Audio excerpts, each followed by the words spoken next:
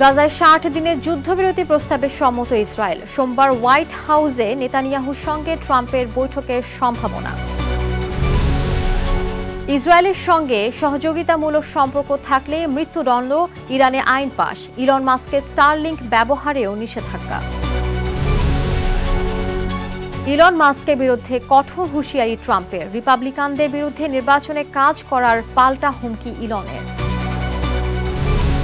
এবং ৩ বছরের মধ্যে টেলিফোনে কথা বললেন পুতিন ম্যাক্রো। ইউক্রেনে যুদ্ধবিরতি এবং সংঘাত অবসানে আলোচনা শুরুর আহ্বান ফরাসি নেতার। বিশ্বজুড়ে ঘটে যাওয়া দিনের গুরুত্বপূর্ণ ঘটনাবলী নিয়ে আরটিভির নিয়মিত আয়োজন সারাদিনের বিশ্ব। আপনাদের সঙ্গে রয়েছি আমি আফসানা সুরাইয়া।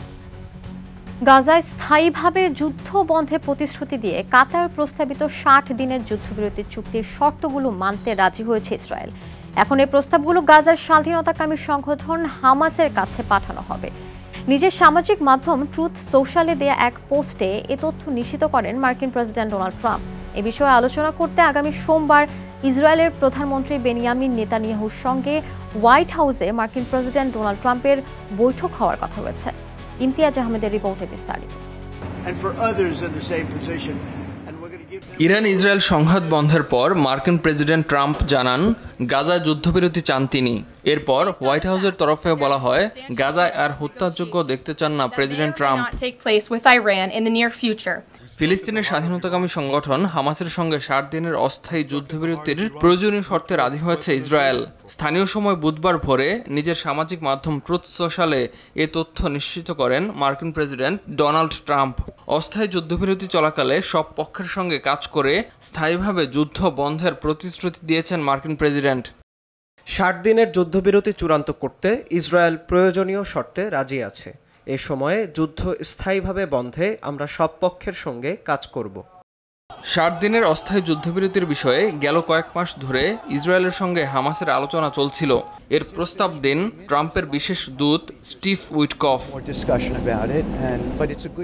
যুদ্ধবিরতি নিয়ে গাজায় নতুন করে আলোচনা শুরুর জন্য উইটকফ শিগগিরই মিশরের কায়রো যাবেন।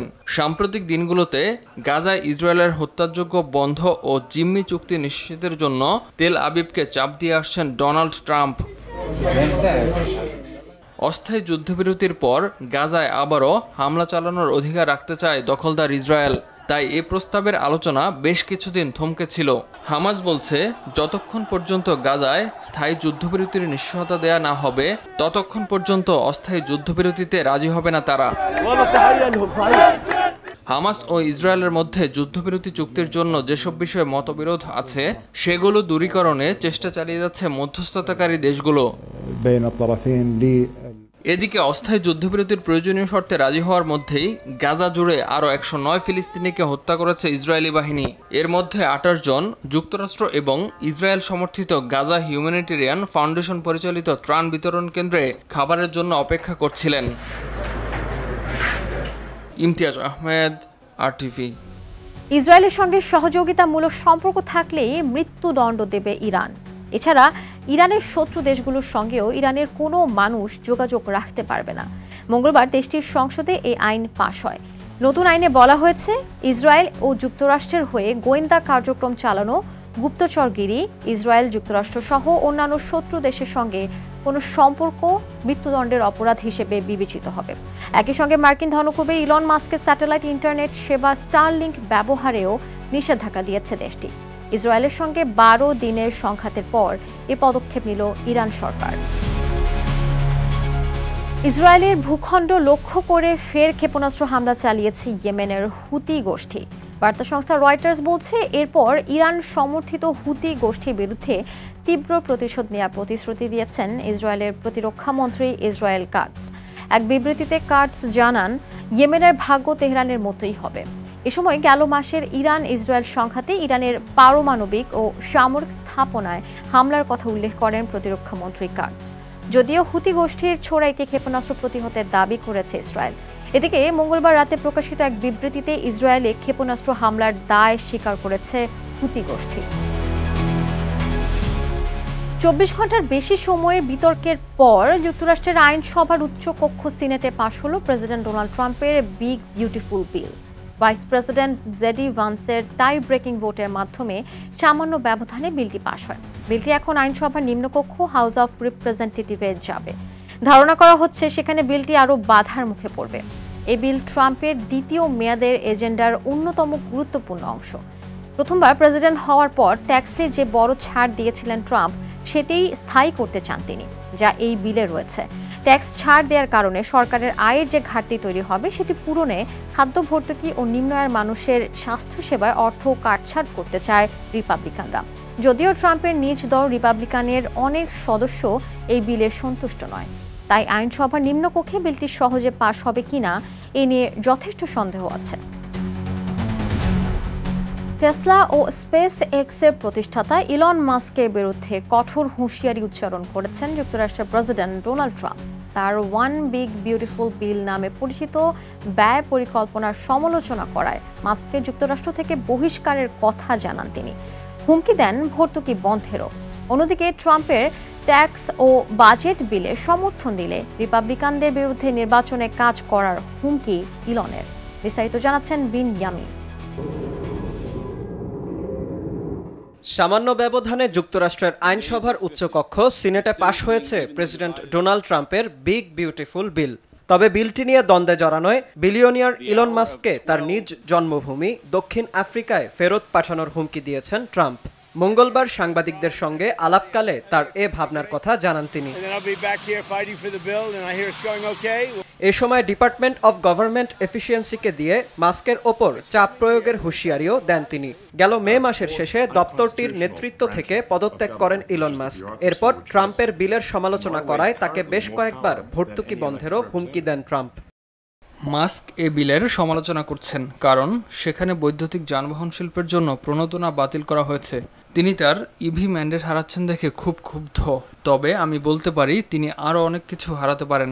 সম্ভবত গভর্নমেন্ট এফিসিয়েন্সি দপ্তরের এ বিষয়টি কঠোরভাবে দেখা উচিত। এতে দেশের বিপুল পরিমাণ অর্থ বাঁচবে। ট্রাম্প সোমবারও সামাজিক মাধ্যম ট্রুথ সোশ্যালে লেখেন, সরকারি ভর্তুকি ছাড়া ইলনকে হয়তো দোকানপাট গুটিয়ে দক্ষিণ আফ্রিকায় ফিরে যেতে হবে। মাস্ক বর্তমানে মার্কিন নাগরিক হলেও তার জন্ম দক্ষিণ আফ্রিকায়। এরপর তিনি কানাডায় গিয়েছিলেন। সেখান থেকে যুক্তরাষ্ট্রে এসে দেশটির নাগরিকত্ব পান এই শীর্ষ ধনকুবের। এদিকে ভর্তুকি বন্ধের তোয়াক্কা না করে পাল্টা অবস্থান নেন ইলন মাস্কও। রিপাবলিকান নেতারা ট্রাম্পের ট্যাক্স ও বাজেট বিলে সমর্থন জানালে তাদের বিরুদ্ধে মিড টার্ম নির্বাচনে কাজ করার হুঁশিয়ারি দেন টেসলা প্রধান। তারা বৈদ্যুতিক গাড়ি ও পরিচ্ছন্ন জ্বালানি বিপ্লবে যুক্তরাষ্ট্রকে পিছিয়ে দিচ্ছেন বলেও মন্তব্য তার। এর আগে ট্রাম্পের ট্যাক্স ও বাজেট বিলটি পাশ হলে নতুন রাজনৈতিক দল আমেরিকা পার্টি গঠনের পরিকল্পনার কথা জানিয়েছিলেন ইলন মাস্ক। এই ঘোষণার মধ্যেই মঙ্গলবার মার্কিন আইনসভার উচ্চকক্ষ সিনেটে পাশ হয় বিলটি। বিন ইয়ামিন, RTV। প্রায় 3 বছরের মধ্যে প্রথমবারের মতো টেলিফোনে কথা বললেন রাশিয়ার প্রেসিডেন্ট ভ্লাদিমির পুতিন এবং ফরাসি প্রেসিডেন্ট ইমানুয়েল ম্যাক্রো। 2022 সালের সেপ্টেম্বরের পর প্রথম কথা বললেন তারা। টেলিফোনে প্রায় 2 ঘন্টা কথা বলেছেন দুই নেতা। এ সময় ফরাসি নেতা ইউক্রেনের যুদ্ধবিরতি এবং সংঘাতের অবসানের জন্য আলোচনা শুরুর আহ্বান জানান বলে মন্তব্য করেছে ফরাসি প্রেসিডেন্ট কার্যালয়। তবে একটি ফরাসি কূটনৈতিক সূত্র জানিয়েছে, ম্যাক্রো পুতিনের সাথে ফোনালাপের আগে ইউক্রেনের প্রেসিডেন্ট ভলোদিমির জেলেনস্কির সাথে কথা বলেন। এরপর পুতিনের সাথে যে কথা হয় সে বিষয়ে মার্কিন প্রেসিডেন্ট ডোনাল্ড ট্রাম্পের সাথে শেয়ার করেন ম্যাক্রো। এদিকে ইরান ইস্যুতেও কথা বলেন দুই নেতা। পারমাণবিক শক্তির শান্তিপূর্ণ ব্যবহারে ইরানের অধিকার রয়েছে বলে মত দেন পুতিন।